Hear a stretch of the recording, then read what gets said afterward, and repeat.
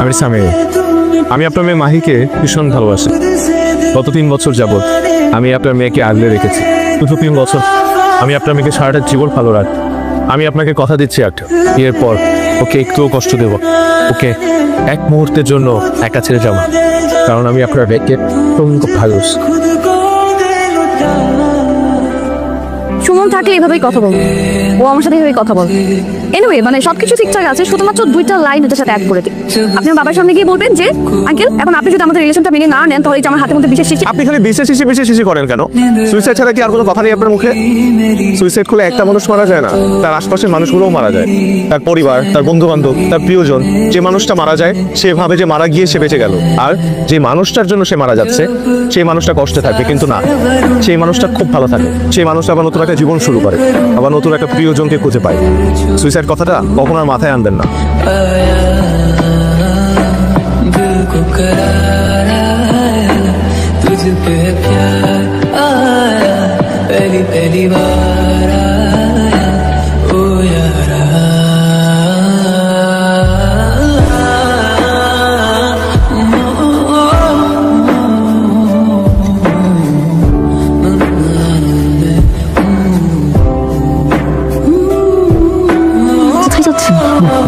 বন্দুক জীবন কোনোদিন বন্দুক দেখিনি?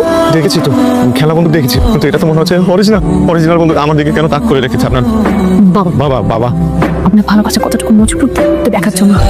সো আমার হাত ধরুন, লাইক কিছু মেরে ধরে রাখবেন, কোনোভাবে কিন্তু ছাড়া যাবে না। কিছু মেরে স্মাইল।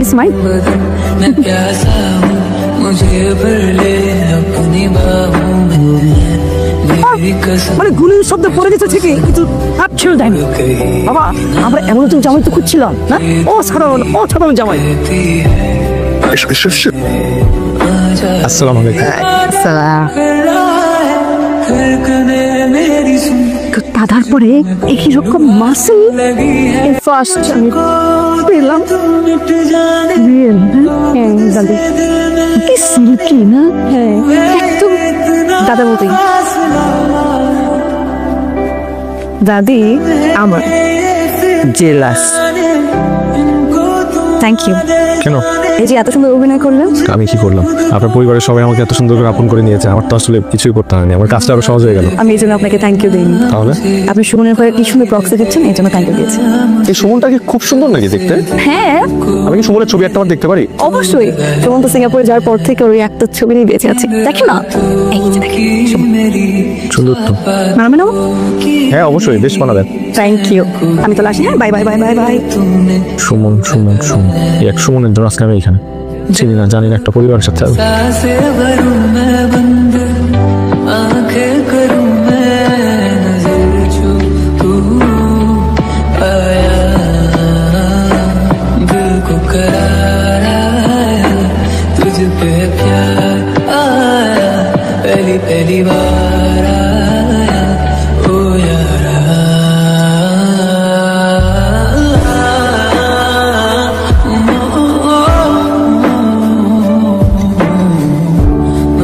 চোখের পলকটা ফেলো। এইরকম অপলক তাকিয়ে থাকলে হবে? এমনিতেই তো চশমা। ঘরে বসে বসে কি ডেটিং হয়? হ্যাঁ আমরা পারিনি, তখন সুযোগ ছিল না এরকম। তুমি যেন এখন বাইরে যাবে, হ্যাঁ কি মত্ত হয়েছো? হ্যাঁ যাও হাত ধরে দুজনে ডেটিং করো।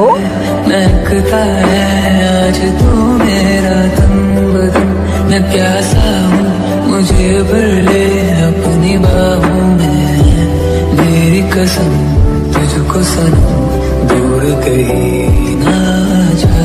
ये दूरी कहती है पास मेरे आ जा रे। इबादत कर रहा है धड़कने। আমি কিন্তু সিলেটের প্রেমে পড়ে যাচ্ছি। কখনো আসেনি সিলেটে? না, আমি বলেছিলাম না সিলেটে আমার কেউ থাকে না, তাই আসা হয়নি। তবে এখন মনে হচ্ছে বারবার আসতে হবে। সিলেটের সৌন্দর্য দেখার জন্য? শ্বশুর বাড়ি দেখতে। দেখেছেন, আমি কিন্তু আপনাকে বলেছিলাম একবার আসেন, বাকি সবকিছু আমি দেখে নিব। তোর বরং একটা কাজ করি, আপনার জন্য একটা সিলেটি মেয়ে খুঁজি। বলেন আপনি কেমন মেয়ে পছন্দ? মেয়েটাকে যে খুব সুন্দর হতে হবে ইটস নট নেসেসারি, তবে মেয়েটার চোখ দুটো ভীষণ মায়াবী হতে হবে, যাতে করে তার চোখ দেখেই সারাটা দিন পার করে দিতে পারি। ঘুমন্ত অবস্থায় মেয়েটার মুখের উপর চুলগুলো পড়ে থাকলে আমি যাতে হাত দিয়ে সরিয়ে তার মিষ্টি গালের টোলটা দেখতে পারি। ঠোঁটে সেই মিষ্টি হাসিতে লিপস্টিক না পরলেও সবসময় গোলাপি থাকবে। আপনার মতো একটু চঞ্চল, একটু কথা বেশি বলে, এরকম মেয়ে হলেও আপত্তি নেই আমার। আচ্ছা ঠিক আছে, বিয়ের পর আমি আর সুমন মিলে আপনার জন্য ঠিক এমন একটা মেয়ে খুঁজে বের করে দিব। No thanks. স্রষ্টা এমন সৃষ্টি একবারই তৈরি করেন, খুব যত্ন করে তৈরি করেন, দ্বিতীয়টি আর হয় না। এতে দুর্ভাগ্যবশত যে মানুষটা আউট অফ স্টক। আপনি তো দেখছি খুব সঠিকভাবে ফ্লার্ট করতে জানেন। রবীন্দ্রনাথ আর জীবনানন্দকে একসাথে গুলি খেয়ে এসেছেন। ভুল বললেন। ফ্লার্ট আর ভালোবাসার মধ্যে আপনি সঠিক পার্থক্যটাই জানেন না।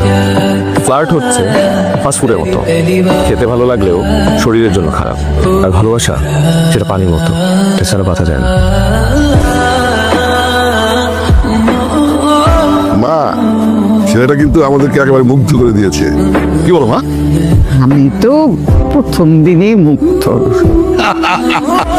মা, এক কাজ করি, স্বামীদের বাবা মায়ের সাথে কথা বলে মাস দুয়েকের মধ্যে ওদের বিয়েটা ফাইনাল করে ফেলি। এই কি?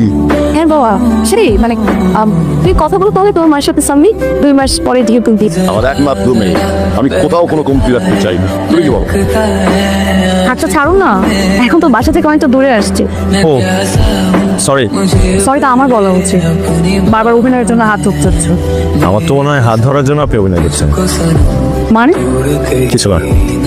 আমরা কি এখানে বসবো নাকি একটু শহরের দিকটা যাবো, ওখানে ঘুরে আসবো? আমি তো চিন্তা করেছি সিলেটে পার্মানেন্টলি থেকে যাব। কিন্তু আপনি পার্মানেন্টলি এখানে কিভাবে থাকবেন? এখন তো আপনার জন্য শ্বশুরবাড়ি খুঁজে পাইনি। কেন সুমনকে বলেননি আমার জন্য মেয়ে খুঁজে বের করতে? হ্যাঁ বলেছি তো, ও আপনাকে ভীষণ পছন্দ করে। আপনি আমাদের জন্য কত কিছু করছেন, আর এই ছোট্ট একটা কাজ আপনার জন্য করতে পারবে না? আর ওর কাছে যদি আমি বড় কিছু চাই? বড় কিছু? আমি যদি ওর কাছে আপনাকে চাই সারা জীবনের জন্য, দিবে? আমি তো আপনাকে বলেছি মৃত্যু আমাদেরকে আলাদা করতে পারবে। এইটাই সমস্যা, যে সমস্যার সমাধান এখনো তৈরি হয়নি। যদিও বিজ্ঞানীরা অনেক চেষ্টা করছে একটা ভ্যাকসিন তৈরি করার, অ্যান্টি লাভ ভ্যাকসিন। প্রত্যেক 3 মাস পর পর আপনাকে 2টো ডোজ দিলেই আপনি সুমনকে কেন, সুমনের বাপকেও ভুলে যাবেন। দিবেন নাকি? মা, কিচ্ছু হবে না তোমার মা। আপনার কিচ্ছু হবে না, আমরা সবাই আপনার কাছে আছি। মা, আমার পুতলিটা কই? আমার কলিজার টুকরা, আমার পরিটা কই গেল? বোঝা গেছে। আমি বলছি মা, বাবা ফোন করে আমার একটা ইচ্ছা, আমার সেই ইচ্ছা তোমরা পূরণ করো। আমি আমার নাতনির বিয়েটা দেখে দিতে চাই। মা, তোমার শেষ ইচ্ছে যে কোনো মূল্যায়ন পূরণ করো। আগামীকালই মাহিয়া স্বামীদের বিয়ে। কি হলো এটা? আমি কি ভাবলাম আর কি হয়ে গেল? ভাবলাম যে 2 মাস হাতে সময় আছে, এর মধ্যে সুমন আসবে, বাবার সামনে নিয়ে যাবো, তারপর বলবো বাবার সাথে ব্রেকআপ করে দিয়েছি কারণ আপনি ফ্রড ছিলেন, খারাপ মানুষ ছিলেন, এই কারণে আপনার সাথে রিলেশন রাখিনি। আর এখান থেকে কি হয়ে গেল? ঠিকই বলেছেন, আমি খুব খারাপ একটা মানুষ। আমি আসলে অনেক ভুল করেছি। ভুলগুলোর মধ্যে সব থেকে বড় ভুল হচ্ছে আমি আপনার সবগুলোর কথা শুনেছি, আপনি যা বলেছেন তাই করেছি। আমি বিয়ে করতে রাজি হয়েছি, আমি আপনার পরিবারের প্রত্যেকটা মানুষের কাছে মিথ্যা বলেছি শুধুমাত্র আপনার জন্য। ও আমার সব থেকে বড় ভুলটা তো আমি এখন বলিই নাই। আমার সব থেকে বড় ভুল হলো আমি আপনাকে ভালোবাসছি এবং সত্যি ভালোবাসছি। আপনি কেমন মানুষ?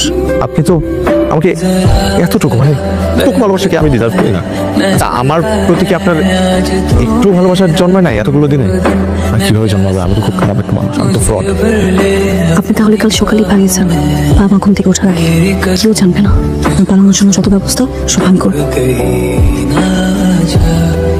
दूरी कहती है पास मेरे आ जा रे, इबादत कर रहा है धड़कने मेरी सुन, तुझको मैं कर लूं हासिल लगी है, मुझको दे तू मिट जाने, अब खुद से दिल मिल जाने, क्यों है ये इतना फासला, लम्हे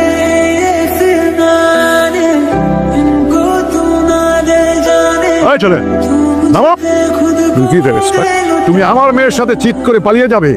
আমি বেঁচে থাকতে সেটা সম্ভব নয়। তোর এত বড় সাহস! আঙ্কেল, আপনি কিছু বিষয় জানেন না। আপনার মেয়ে একদম কথা বলবে না। আমার মেয়েকে ধোঁকা দিয়ে কেউ পালিয়ে যেতে পারবে না। আজকেই তুমি আমার মেয়েকে বিয়ে করবে। তোর বরকে তুই বুঝে নে। আঙ্কেল, একটা ভুল হচ্ছে। আপনার মেয়ে আমাকে ভালোবাসে না। ভালোবাসি না? আপনি আপনার বাবাকে আপনার বয়ফ্রেন্ডের কথা বলেননি? বলতে চেয়েছিলাম কিন্তু বলতে পারি। আপনি যা চেয়েছিলেন তাই তো হয়েছে। আপনি আমাকে বলেছিলেন পালাতে, আমি পালিয়েছি। এখন আপনার বাবা জানলো কি করে? কারণ আমি আমার বাবাকে বলে দিয়েছি। আপনি বলেছেন? তাহলে সুমন কি? আপনার বয়ফ্রেন্ড যার ছবি নিয়ে আপনি ঘুরে বেড়ান। আর সেই ছবিটা আমি গুগল থেকে ডাউনলোড করেছি। এই নামে কোনো বয়ফ্রেন্ড আমার নেই। হ্যাঁ হ্যাঁ, আমি আসলে বিয়ের প্রতি ওরকম ইন্টারেস্ট। আমার ভয় লাগে বিয়ে। আমার মনে হয় যে আমি সারা জীবন স্বাধীনভাবে থাকবো, ঘুরবো ফিরবো ফুর্তি করবো, বিয়ে করবো না। এই কারণে আসলে এত কিছু বল। আপনার সাথে পরিচয় করার মনে হয়েছে আপনাকে তো ভালোবাসাই যায়, আর জীবনসঙ্গী হিসাবে এমন একটা মানুষকে তো মিস করতেই চাই না। তাই নির্দ্বিধায় বলতে পারি আমি আপনাকে ভালোবাসি। আপনার কি মনে হয় এতক্ষণে আমার ঢাকা যাওয়ার ট্রেন আসেনি, আরো 2-3টা ট্রেন এসে চলেও গেছে, কিন্তু আমার মন বলছিল যে আপনি আসবেন, তাই আমি আপনার জন্য অপেক্ষা করছিলাম। जरा जरा बहकता है